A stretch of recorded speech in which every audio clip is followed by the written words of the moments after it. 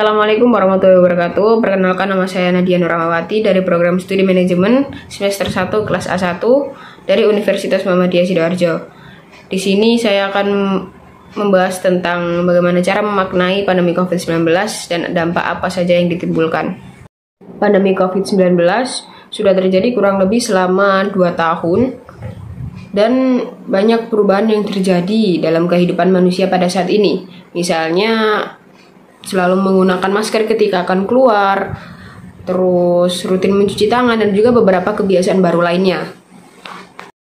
Dampak yang ditimbulkan dari pandemi COVID-19 bukan hanya berdampak pada kesehatan manusia, melainkan berpengaruh pada kondisi perekonomian, kemudian pendidikan, dan juga kehidupan sosial masyarakat Indonesia. Pandemi COVID-19 menyebabkan beberapa pemerintah menerapkan pembatasan sosial berskala besar atau yang biasa disebut dengan PSBB yang berpengaruh pada aktivitas masyarakat, misalnya aktivitas ekonomi, aktivitas pendidikan, aktivitas sosial, dan yang lain-lain.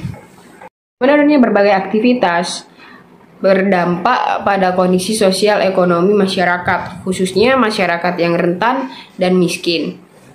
Oleh karena itu, pemerintah baik di tingkat pusat maupun daerah mengeluarkan berbagai kebijakan untuk menanggulangi penyebaran COVID-19 di Indonesia.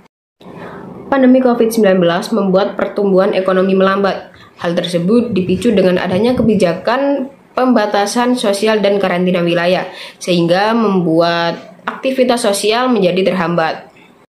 Pandemi yang terjadi pada Maret tahun 2020 membuat perekonomian pada tahun tersebut menjadi anjlok. Penurunan pertumbuhan ekonomi juga bisa diikuti dengan dampak ekonomi lain, seperti peningkatan pengangguran. Hal ini dikarenakan pada saat pandemi, banyak perusahaan merasa terganggu, sehingga banyak karyawan yang terpaksa untuk dirumahkan.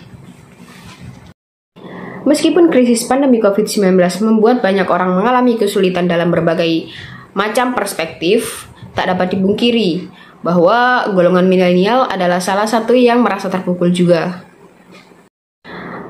Karena banyak sekolah dan kampus yang ditutup, sehingga para siswa dan mahasiswa harus kembali ke rumah dan belajar jarak jauh.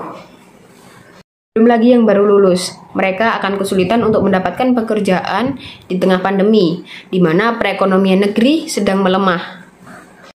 Semakin sedikit perusahaan yang merekrut karyawan baru, dan tak sedikit pula bisnis yang akan menggulung tikar. Dunia baru tersadar betapa virus ini menjadi ancaman nyata bagi kehidupan. Teori awalnya virus mudah dilawan, faktanya lain, virus mudah tersebar. Jumlah kematian jauh lebih banyak dari perkiraan awal. Upaya-upaya medis dilakukan, pencegahan digencarkan, solidaritas sosial digalakkan. Lebih dari itu, banyak manusia di muka bumi ini mencari Tuhan. Sudah lama Tuhan dilupakan. Sebagian orang pintar memperdebatkan, malah tidak sedikit orang yang tidak percaya adanya Tuhan. Sekarang virus COVID-19 membuat banyak orang tersadar bahwa Tuhan dicari di mana-mana. Ada orang yang ikhlas dan mengerti bagaimana caranya, dan ada juga orang yang tidak ikhlas sambil protes, "Tuhan, Engkau di mana? Aku butuh kehadiran-Mu." Doa, zikir, dan ibadah disuruhkan meski lewat online. Dalam lingkup negeri kita beberapa kali diadakan zikir dan doa virtual secara nasional, permohonan ampunan dan harapan untuk mengetuk pintu langit, apalagi saat umat Islam telah menjalani puasa Ramadan. Momentum charging spiritual bagi umat Islam, bersimpuh sujud, berdoa, dan meminta pertolongan Tuhan untuk mengangkat wabah ini segera. Sekian dari saya, kurang lebihnya saya mohon maaf karena sejatinya manusia tak luput dari sebuah kesalahan. Wassalamualaikum warahmatullahi wabarakatuh.